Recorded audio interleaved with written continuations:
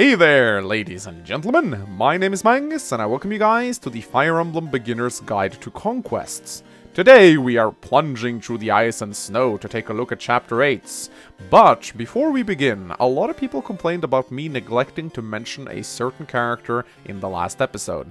It turns out that Felicia the Maid only joins you if your avatar is male. If your avatar is female, you instead get this guy. Jacob is a butler, which is basically the male version of the maid class. In terms of stats, growths, and skills, he is the polar opposite to Felicia in every way.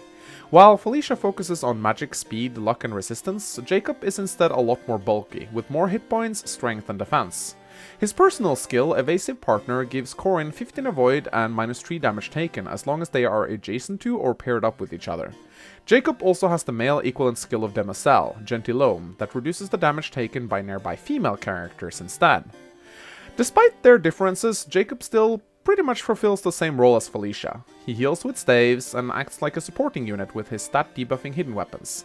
Since his magic is a little lower, he doesn't utilize magic weapons as well as Felicia does, but he makes up for this by dealing more damage with his physical attacks. If you selected a male avatar, Jacob won't join you until much later in the game, but you still get to see him somewhere down the line, and his base stats will be increased upon his drone time, so don't worry too much about it. Anyway, now that that's finally done with, let us begin. Chapter 8 hurls you straight into a village of hostile Ice Tribe inhabitants. They don't like you, and they're gonna tell all their friends living around the village just how bad of a person you are. While this chapter requires you to kill the boss on the opposite side of the map, there is a side objective that requires you to visit villages. If you visit 3 out of the 5 potential villages before defeating the boss, you will get a nice sum of 10,000 gold as a reward at the end of the chapter.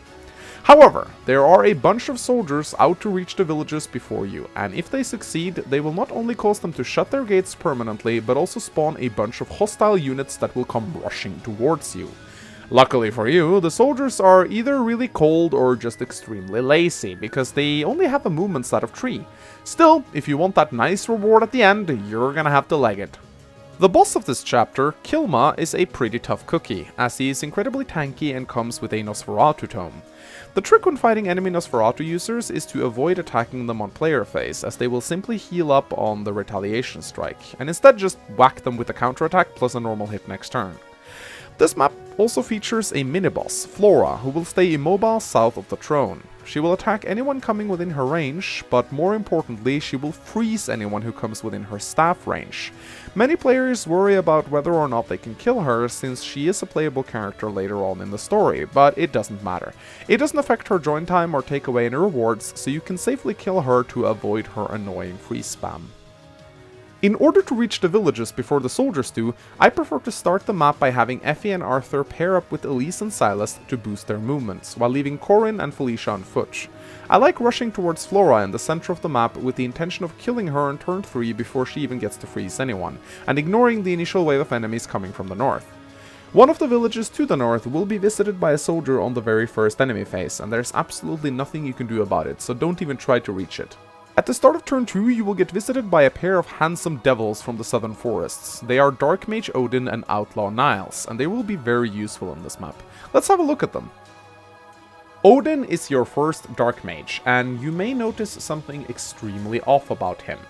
A 45% strength and defense growth for a magic user seems ridiculously high, and his personal skill seems more like a comic relief skill than anything else. While Odin certainly can be a decent Dark Mage, his true potential is unleashed when you use a Heart Seal to reclass him into a Samurai. You can theoretically buy a Heart Seal in the base prior to this chapter if you build a staff store and have one of your units traded over to him immediately when he arrives. But I actually prefer him to stay the way he is for now, since there are so many 2-ranged attackers present on this map. Odin's personal skill basically grants him 10% crit, but it has a silly requirement to it. However, it is quite easy to get around. In order to get a weapon with the name of 12 letters in length, you need to build a smithy in your base and forge one for him. Luckily, renaming weapons cost nothing, so you can just take all of his standard equipments, and if you have absolutely zero creativity, you could just name them all Yglabar Flaburflabar, and you should be good to go. That actually sounds like something Intelligent Systems could name a future Dark Tome. Niles is your first thief, and unlike his sword-wielding ancestors, he comes equipped with a bow, meaning he also doubles as a ranged unit. In addition to being able to open doors and chests, what you quickly will notice about this guy is that he is an absolute mage slayer.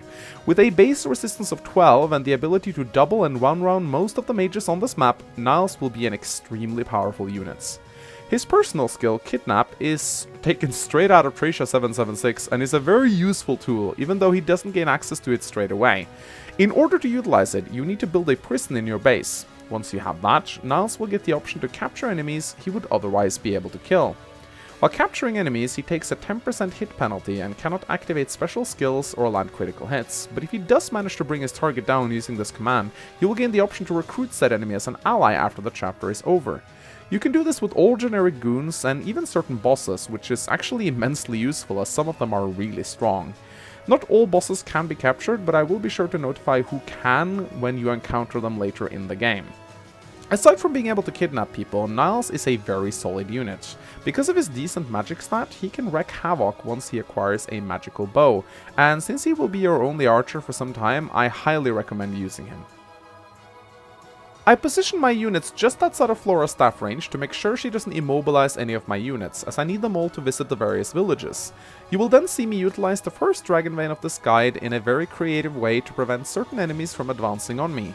Popping this Dragon Vein causes the ice to melt and turn to water for a single turn, but since I do it at the end of the turn, it won't really affect my movement at all, since the ice will be back again by the time I need to continue moving. This allows me to keep advancing without getting demolished by the axe users to the north, while letting Niles and Odin deal with the mages to the west. On turn 3, I pair Corin up with Silas in order to reach Flora. My Corin is able to take her out in a single turn, but there are also other characters in range of her, so this isn't a requirement. Just make sure Flora dies so she can't freeze any of your units, and deal with the remaining enemies in the area. I decide to send Arthur up to deal with some of the mages, which in hindsight wasn't a fantastic move due to his weapon triangle disadvantage, but he does get backed up by Felicia. The rest of my units continue to clear the area in preparation of visiting the various villages.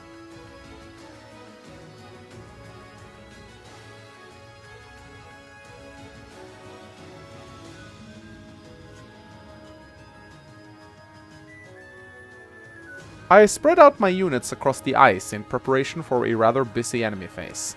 Nearly every unit on my team will see some sort of combat come this turn, but it is still relatively safe regardless. I am careful to place units adjacent to each other to take full advantage of dual strikes, though I regret not buying a javelin for Effie prior to this chapter, as she would have been able to retaliate on the mages.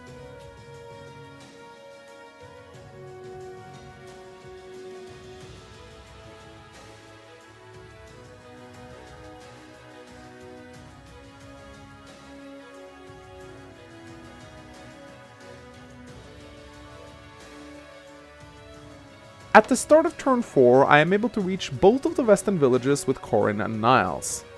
My other units have some cleanup duty to take care of in the center of the map, but notice the positioning of Felicia.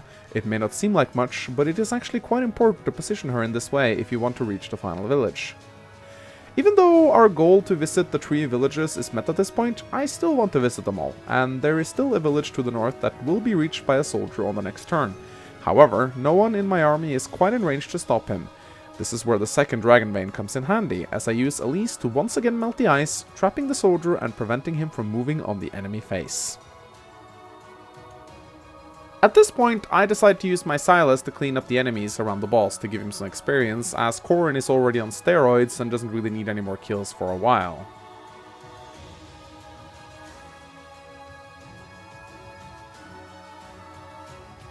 And here you can see why Felicia's placement was so important last turn, as I used her to get Arthur in range of the last soldier. Luckily, the soldiers are pretty shit, so Arthur doubles and 1 round KOs them. With the last enemy soldier dead, I can now visit the last village at my own leisure. I simply have to clean up the various enemies still scattered around the map before I deal with the boss.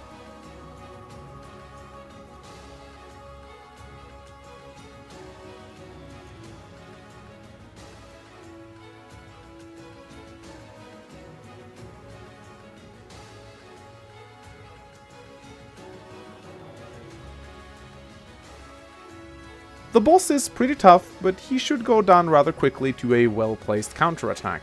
Give him a good dragon pounding, take his talisman, and you should be done with this chapter. I ended up clearing chapter 8 in 7 turns while saving all the villages. And that is it for chapter 8. I will see you guys next time in chapter 9. If you enjoyed this video, please consider leaving a like and a comment. It really helps out the channel a lot. At any rate, my name has been Mangs, and I will see you guys next time.